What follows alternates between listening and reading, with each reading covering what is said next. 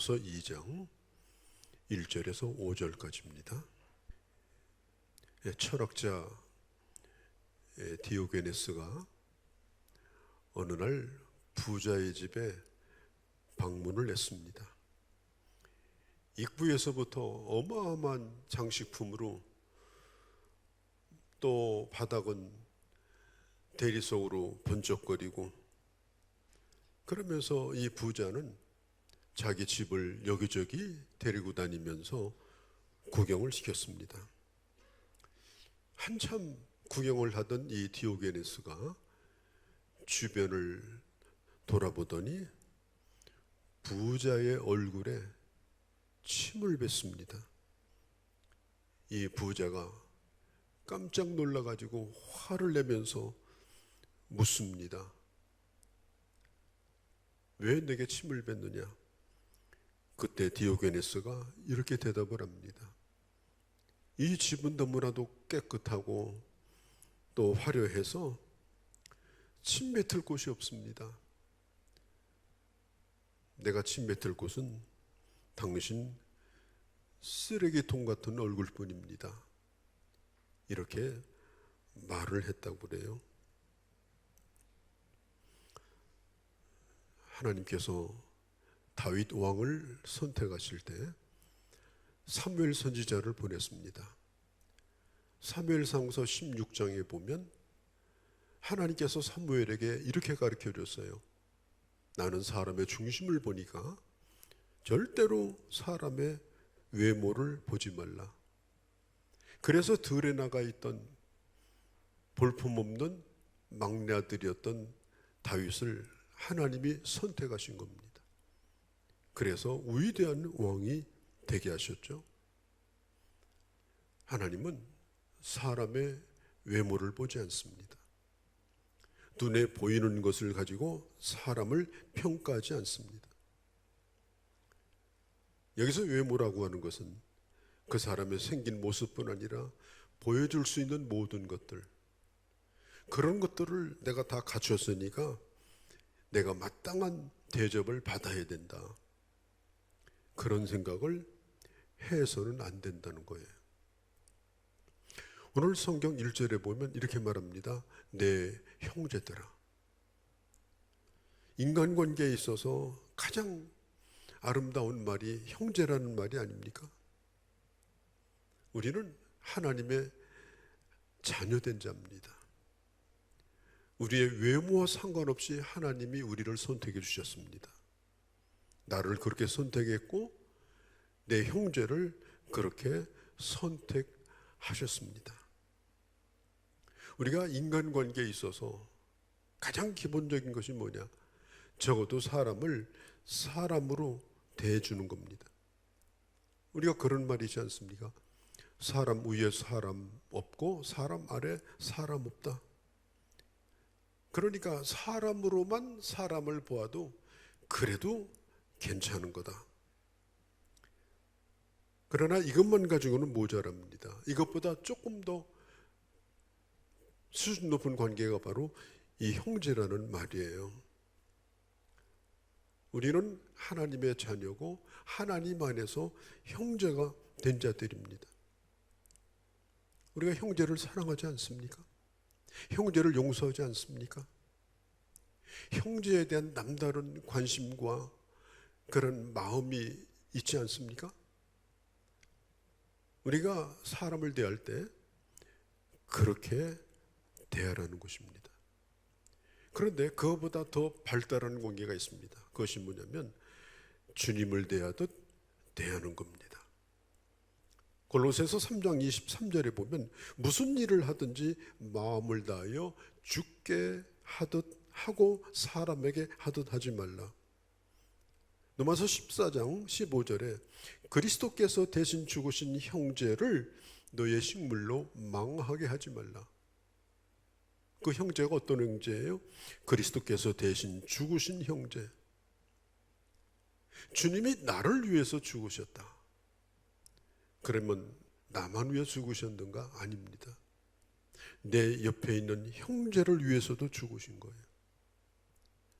그리스도 안에서 내가 가치 있는 사람이 된 것처럼 그 형제도 그리스도 안에서 가치 있는 사람입니다. 얼마나 가치가 있느냐? 천하보다 귀한 가치입니다. 왜냐? 그리스도 안에서 생명을 얻은 자이기 때문에 그렇습니다.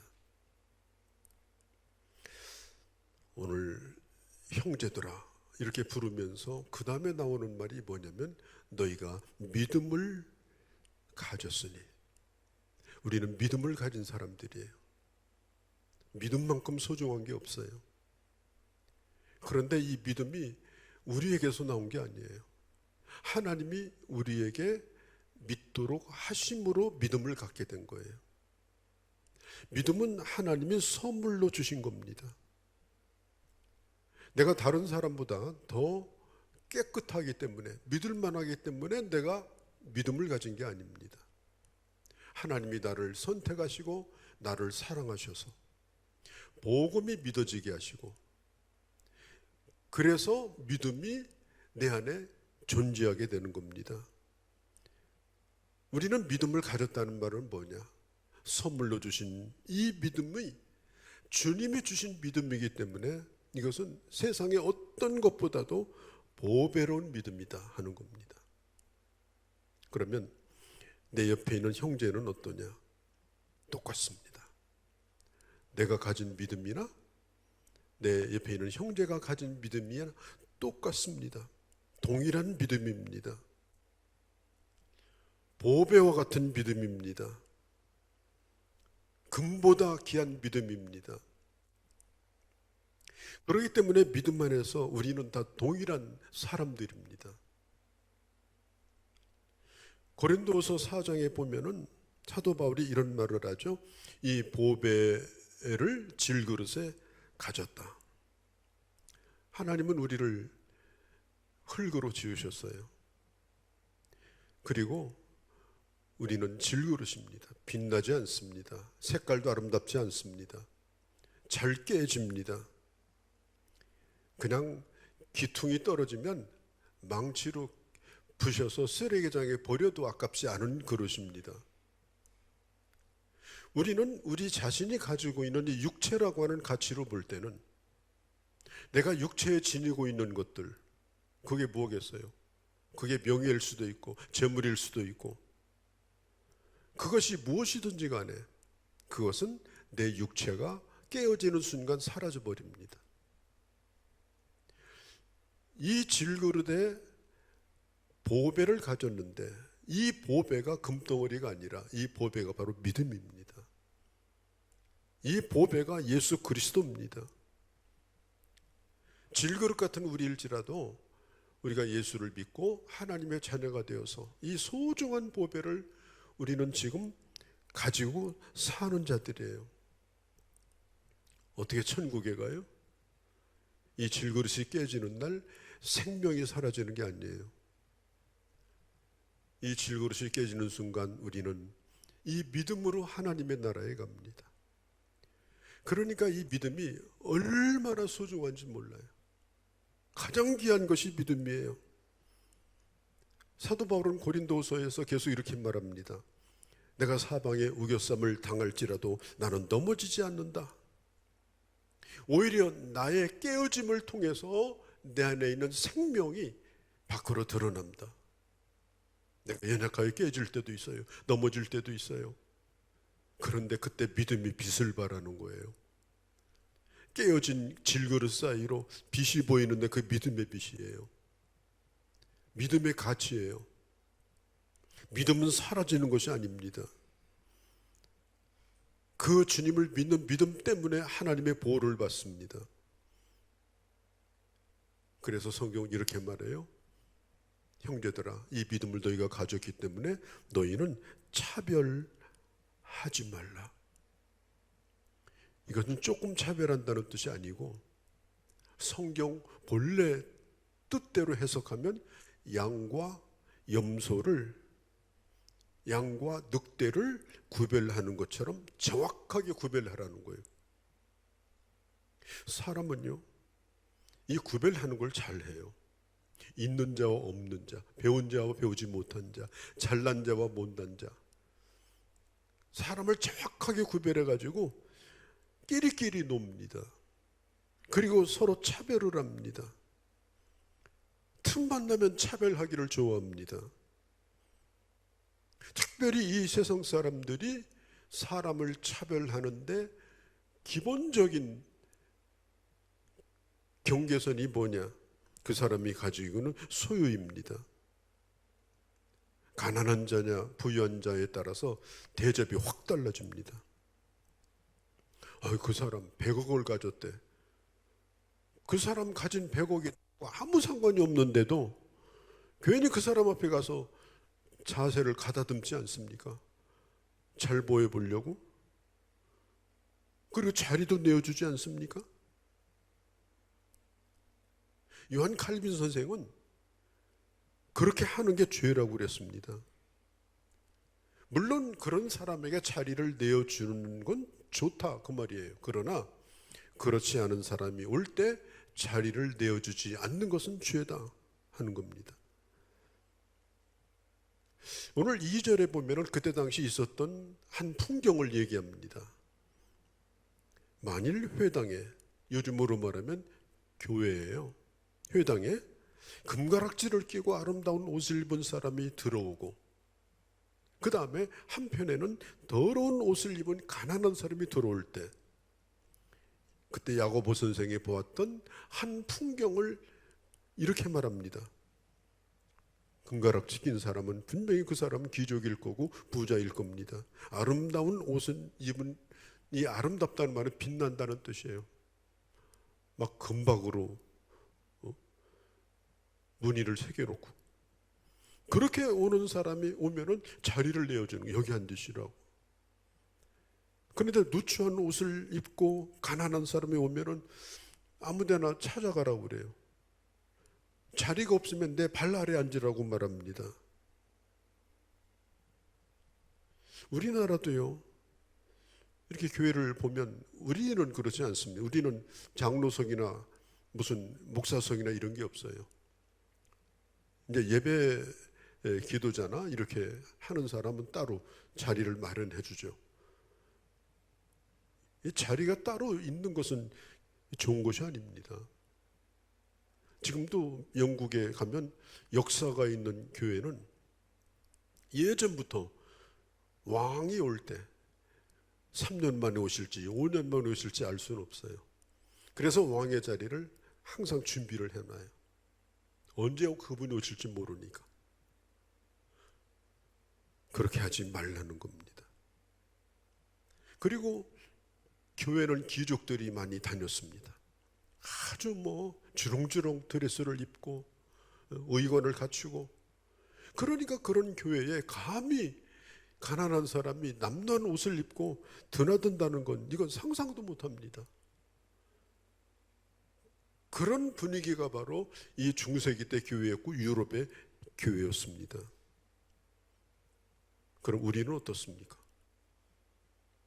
만일 우리가 어떤 곳에 가서 저 서울에 갔든지 부산에 갔든지 먼 곳에 갔을 때, 그래도 내가 사회에서 괜찮은 사람인데, 내가 잘 나가는 사람인데, 그런데 내가 조그만 교회에 가서 거기에 앉아 있을 수 있겠는가? 내 수준에 맞는 교회를 내가 나가야지.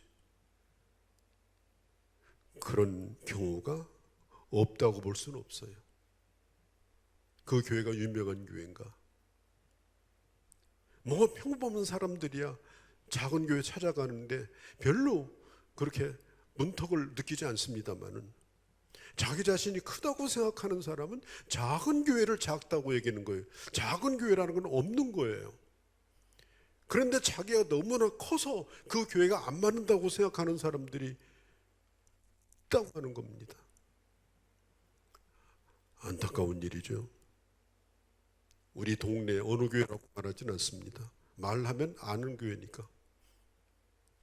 한 20, 30년 되는 걸로 압니다. 전도지에 이렇게 나왔습니다. 우리 교회는 냉방이 잘 됩니다. 우리 교회는 서울에 있는 어떤 교회와 같은 교단입니다. 이렇게. 기가 막힌 일이죠. 여러분, 돈이 많으면 축복받은 사람입니까? 가난하면 여러분 저주받은 사람입니까? 어떤 때는 객관적으로 보면 돈이 많은 사람들이 가진 것에 비해서는 헌금을 안 합니다. 가진 것에 비해서는. 지극히 인색하게 합니다. 오히려 가진 것에 비해서는 지나치게 헌금을 하는 사람들이 보통 사람들이에요. 가난하고 힘든 사람들이에요. 그러니까 우리가 하나님 앞에 11조를 드리고 이렇게 하는 것도 그냥 정말 가난하고 힘든 사람이 오히려 잘 드려요. 얼마나 들어오고 나가는지도 모르는 사람은 아예 그런 개념이 사라져버려요. 누가 하나님 앞에서 귀한 사람입니까? 내 품 안에 있는 물질이 휴지 조각에 불과한 거죠. 그게 무슨 가치가 있습니까? 사람을 외모로 취하지 말라.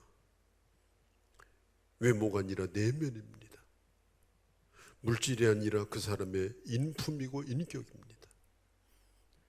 예수님 당시도 숫자가 많이 나오잖아요. 뭐 남자면 5,000명 뭐 이런 거. 그런데 그 남자에는 여자가 없어요. 그냥 기본이 숫자는 남자만 치는 거예요. 그러니 여자들이 얼마나 차별이 극심하던 그런 때였습니까? 교회 안에도 남녀 차별이 많이 사라졌습니다만 그렇지 못한 부분이 있습니다. 또 국적도 마찬가지입니다. 인구조사할 때도 여자는 숫자에 넣지도 않았어요. 거기다가 신분 차이도 있어가지고 노예와 자유자가 철저하게 구별이 되던 그런 때입니다. 심지어 사람을 사고 파는 일이 합법적으로 가능하던 때입니다. 그런 시대에 우리 예수님은 어떤 사람을 만나든지 그가 보이는 것, 그가 가진 것, 그가 걸치고 있는 것에 전혀 관여하지 않았다는 사실입니다. 우리 주님은 말씀합니다. 사람을 차별하여 대하지 말라. 그는 하나님에게는 자녀요, 나에게는 형제다. 살아계신 하나님 앞에 그는 사랑하는 자녀인 거예요. 사랑하는 자녀이기 때문에 수평적으로 볼 때는 그는 나와 같은 믿음을 가진 형제입니다. 차라리 오히려 내가 낮은 자리에 앉고 그 형제를 즐겁게 해주고 더 좋은 자리에 앉히고, 그게 당연하지 않겠는가? 우리 주님이 하신 말씀이에요. 누가복음 14장에 보면 주님이 4절 이후에 비유를 하시는데 이런 비유를 하십니다. 너희가 어디에 갔을 때 높은 자리에 앉지 말라. 어디 초청을 받아서 갔어요. 근데 쭉 살피더니 높은 자리에 앉는 거예요. 그런데 그 초청받은 사람에게는 그 사람이 높은 사람이 아닌 거예요. 좀 있다가 더 높은 사람이 와요. 그럼 그럽니다. 친구요, 한 칸만 좀 내려오시죠. 거기 앉았어요. 좀 있다 보니까 또 친구가 기여기는 또 다른 사람이 온 거예요. 친구요, 한 자리 더 내려앉으시죠. 그렇게 내려앉다가 말석으로 내려앉게 되면은 그는 부끄러운 사람이 될 것이다. 우리 주님이 말씀했어요. 처음부터 낮은 자리에 앉았다가 형제요, 여기 당신 있을 자리가 아니니까 좀 올라와서 여기 앉으시라고. 그게 좋지 않겠느냐. 예수님도 그때 당시 회당에서, 요즘으로 말하는 교회에서 그런 일들을 보시고 하신 얘기예요. 어느 돈이 많은 재벌 부인이 교회를 나왔어요. 그런데 가는 데마다 특별 대우를 해주는 거예요. 사모님 이러면서. 그냥 옷을 흔들기만 해도 막 수천만 원이 쏟아질 정도로 교회 헌신을 하니까 특에서 특인 거예요. 너무너무 그분은 그게 싫었어요. 왜 나를 특별 대우해 주나? 돈이 뭐라고? 가진 게 뭐라고? 있는 거 바치는 것 뿐이지. 그래가지고 그게 너무나 싫어가지고 인사도 받고 싶지 않고 특별 대접 받고 싶지도 않고 그러다가 그 교회를 나와서 조그만 어느 교회를 찾아갔어요. 누군가 밝히지도 않았어요. 아무도 자기를 알아보는 사람이 없는 거예요.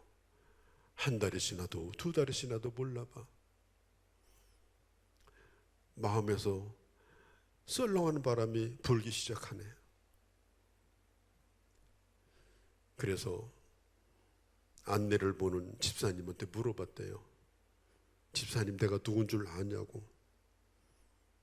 그 집사님 하시는 얘기가, 나 잘 모르겠는데요. 아니, 정말 내가 누군지 모르냐고. 잘 모르겠는데요. 너무 썰렁해서 교회를 옮겼답니다. 이게 사람은요, 이게 정말 겸손해지기가 쉬운 게 아닙니다. 그런 것에 대해서 자유롭기가 정말 쉽지 않습니다. 그래서 오늘 이 말씀이 중요한 거예요. 나는 특별해야 돼. 그런 사람도 있지만 난 특별한 게 싫어. 또 그런 사람도 있어요. 그러나 그런 것에 대해서 정말 자유로운 사람이 이 땅에 몇 사람이나 될까요? 우리는 다른 사람에 대해서도 우리는 그렇게 대해야 되는 것이고 나 자신도 나 자신을 스스로 그렇게 생각해야 되는 것입니다. 예수님이 이 땅에 계실 때 대접을 별로 못 받았습니다. 그건 당연한 얘기예요. 왜? 나사렛 촌 출신입니다. 이사야서 53장에 보면 그에게는 흠모할 만한 것이 없었어요. 내어놓을 만한 것이 없었어요. 저 광야에서 자라는 연한 순처럼 그냥 시시하고 보잘것없어 보였어요. 그래서 멸시와 천대를 받았습니다. 그렇다고 해서 예수님은 멋진 외모를 가지고 이 땅에 오시지 않았습니다.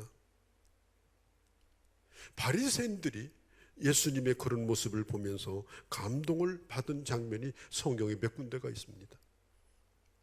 마가복음 12장에 보면 바리새인이 와서 선생님이요, 우리가 당신을 압니다. 당신은 참되고 아무도 꺼리지 아니하시는 사람을 외모로 보지 아니하시는 분입니다. 바리새인이 하는 얘기예요. 그 사람이 어떤 사람이든지 간에 당신은 사람을 꺼리지 않습니다. 사람을 외모로 취하지 않습니다.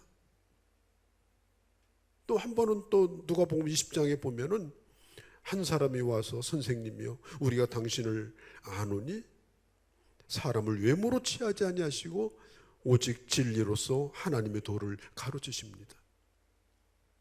그때 당시 특별히 종교 지도자들 이런 사람들이 예수님을 알아봤어요. 그분이 가르치는 말씀이나 그분의 모든 걸 볼 때는 너무나 귀한 분이야. 그런데 그분은 사람을 차별하지 않아. 사람을 외모로 보질 않아요.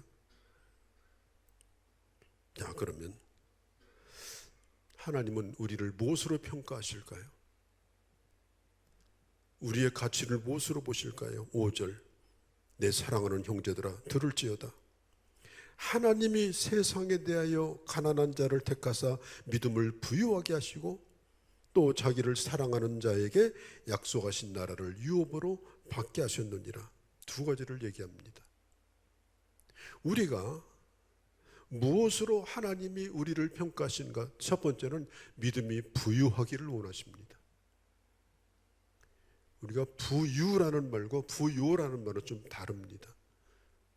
저도 얘기하다 보면 헷갈리는데, 부유라는 말은 그냥 많이 가졌다는 뜻이에요.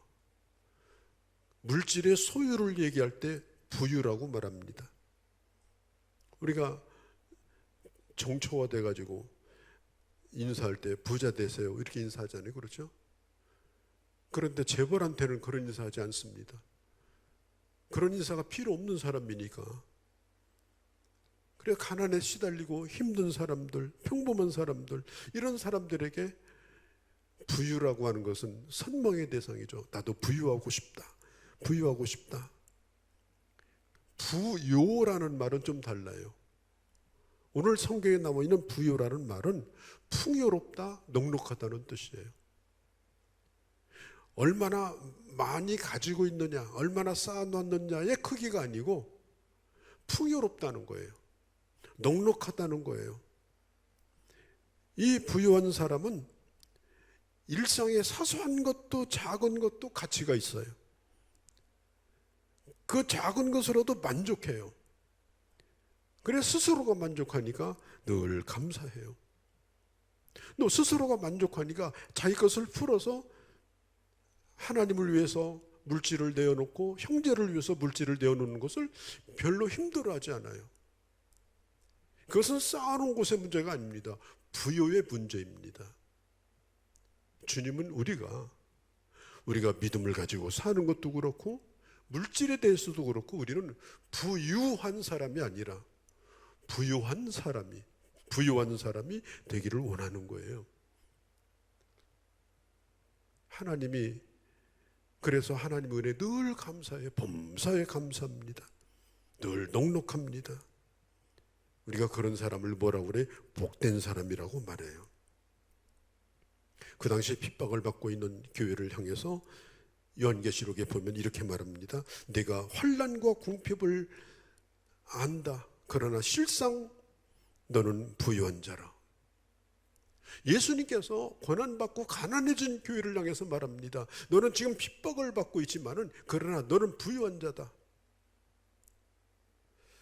하나님은 우리의 믿음이 부유해지기를 원합니다.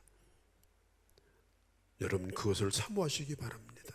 하나님 내게 믿음의 부유함을 주옵소서. 믿음이 부유하면 이 세상에 가장 귀한 것을 내가 소유하고 있는 거예요. 그런데 신기하게 오늘 성경에 보면 너희를 가난하게 하시고 믿음을 부유케 했다고 그랬어요. 사람들은 참 이상합니다. 가난할 때 믿음이 부유해져요. 여러분 믿음이 언제 제일 부유해졌습니까? 병들었을 때, 수술실에 들어가기 전에, 다 망해가지고 내일 부도나게 생겼을 때, 지금 자식이 속이 썩여가지고 그 자식이 어떻게 될 것 같을 때 절실하죠. 그때 믿음이 막 자랍니다. 힘들고 가난할 때 그 믿음이 부유해져요. 나중에는 천부의 의지 없어서 손 들고 옵니다. 그때 주님의 손을 붙들고 믿음의 부유함을 경험하게 되는 것입니다. 모세도 애굽궁에서 왕자로 살 때 40년 동안은 부유하게 살았어요. 왕자의 옷을 걸치고 권세를 자랑하면서. 그런데 하나님께서 그를 왕궁에서 끄집어내가지고 저 광야에서 믿음의 부유한 사람을 만드신 겁니다. 그를 낮추시고 또 낮추셨습니다. 이제는 아무것도 없는 거예요. 심지어 처가살이를 40년을 했으니까 막대기 하나 짚고 가진 재산도 없어요. 그런데 하나님이 그를 그때 부르셔가지고 이스라엘의 위대한 지도자로 쓰신 거예요. 우리는 하나님 앞에서 내가 얼마나 가난한 자고 연약한 자고 내가 부족한 자인 것을 절실하게 경험하고 엎드릴 때 주님은 내게 영적인 부유함을 경험하게 하시는 거예요. 그때 믿음이 자라는 겁니다. 이 가난하다는 프로코스라는 말이 뭐냐면 절대 빈곤이에요. 거지. 빌어먹지 않으면 안 되는 사람. 그렇게 마음이 점점 낮아졌을 때 그때 하나님은 우리가 영적으로 부유함을 경험하게 하시는 겁니다. 저는 어제 논산 훈련소 장병 세례식에 갔습니다. 어제 한 2,700명이 모였습니다. 많은 장병들이 세례를 받았어요. 제가 지난주 우리 한박대학교 정년퇴직한 교수를 만났는데 나더러 그러는 거예요. 목사님, 요즘 대학교에 예수 믿는 스스로 그리스도인이라고 적어서 낼 수 있는 사람이 3%입니다. 100명 가운데 3명만 예수 믿는다고 한다는 거예요. 지금 고등학교에서 3%에서 5%입니다. 나는 교회 나간다. 주일학교 아이들도 5%를 넘지 않습니다. 지금 선교지가 저 아프리카가 아니고요, 저 중동 지방이 아니에요.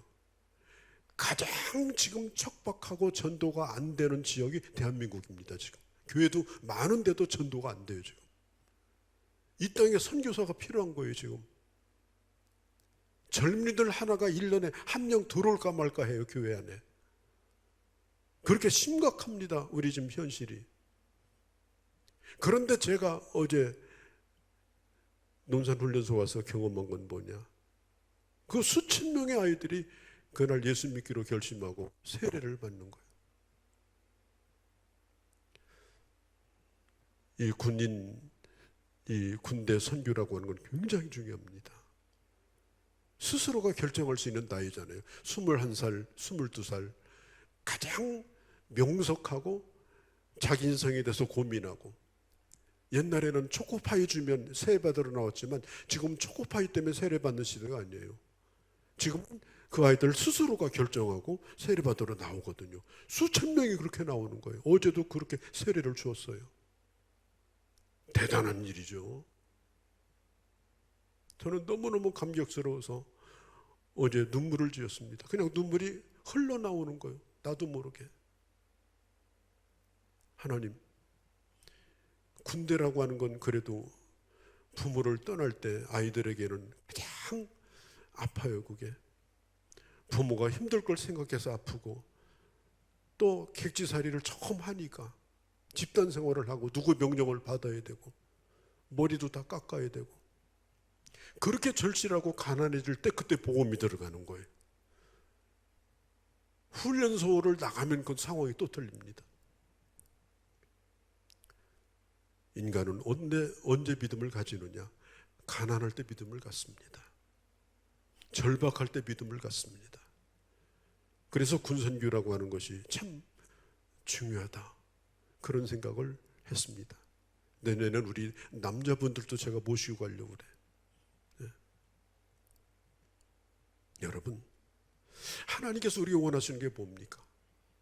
내가 그 시련을 통해서 믿음을 가질 수 있다면, 내가 그 질병을 통해서 믿음을 가질 수 있다면, 내가 물질적으로 가난해지는 그 실패를 통해서 내가 믿음을 가질 수 있다면 그것은 실패가 아닙니다. 그것은 축복입니다. 우리 주님은 말씀합니다. 가난 속에서 믿음을 부유하게 하시고, 그 고난 속에서 잃어버렸던 믿음을 다시 찾게 되는 겁니다. 거품 같은 인생, 거짓과 위선으로 살았던 인생, 궤변으로 살았던 인생, 믿음이 있는 것처럼 하고 살았던 인생, 그게 무슨 소용이 있는 겁니까? 그래서 주님은 우리에게 진정으로 원하시는 것이 뭐냐? 어려움을 통해서라도 내 믿음이 회복되어서 믿음이 부유해지는 것을 주님은 원하시는 겁니다. 난 여러분들에게 진정으로 말씀을 드립니다. 꼭 실패하고 가난해져서 믿음이 부여지는 것보다, 그래도 오늘 문제가 없이 이렇게 예배당에 찾아 주님을 예배할 때 이런 가운데서도 내 믿음을 내가 지켜나가고 믿음을 키워나갈 수 있다면 이거보다 더 큰 축복이 없습니다. 난 여러분들이 그런 하나님의 사람들이 되어주시기를 바랍니다. 그리고 오늘 마지막에 보면 약속하신 나라를 상속받게 아니하셨느냐? 우리에게 소중한 건 뭐냐? 하나님의 나라입니다. 하나님의 나라, 하나님이 내게 베풀어 주신 하나님의 나라. 상속이라는 건 내 소유입니다. 내 소유. 우리의 진정한 소유가 뭐예요? 오늘 내 안에 임한 하나님의 나라입니다. 뿐만 아니라 장차 우리가 들어가야 될 하나님의 나라입니다. 내가 대통령의 상속자다, 내가 어느 재벌의 상속자다, 내가 어떤 권력자의 상속자다, 내게 아무런 능력이 없지만 그런 상속자라면 아마 서로 결혼하려고 달려들 겁니다. 서로 동업하자고 달려들 겁니다. 내 능력이 아니라 누구의 상속자냐, 이게 중요한 겁니다. 오늘 내 가치라고 하는 것은 내가 하나님의 나라의 상속자임을 내가 스스로 자각하고 그 상속자의 부유함과 자유함과 그 상속자의 그 큰 능력을 믿고 우리가 이 세상을 살아가는 것, 그게 참으로 중요하다. 오늘 야고보서 2장 말씀을 나눴는데요, 여러분들 참으로 여러분들의 환경이 어떠하든지 믿음의 부요함을 누리시기를 바랍니다. 뿐만 아니라 하나님의 나라가 오늘 내 안에 있고 장차 하나님의 나라를 상속받을 때일 줄을 알고 그런 자부심과 그런 넉넉함과 그런 능력을 가지고 살아가는 그런 하나님의 사람들이 되어주시기를 바랍니다. 거룩하신 우리 아버지, 우리는 세상에 대하여 가난하지만 그러나 그 가난을 통하여 우리의 믿음을 부욕해 하시고 우리가 이 세상에 물려받은 것도 없고 물려줄 것도 없는 평범한 사람이지만 이미 하나님 나라의 상속자됨을 알고 아버지, 내 가치와 그리고 내 자리가 무엇인가를 깨닫고 아버지 하나님, 이 세상을 살아가는 멋진 하나님의 사람들이 되게 하여 주시옵소서. 우리 주 예수님의 이름으로 기도하옵나이다. 아멘.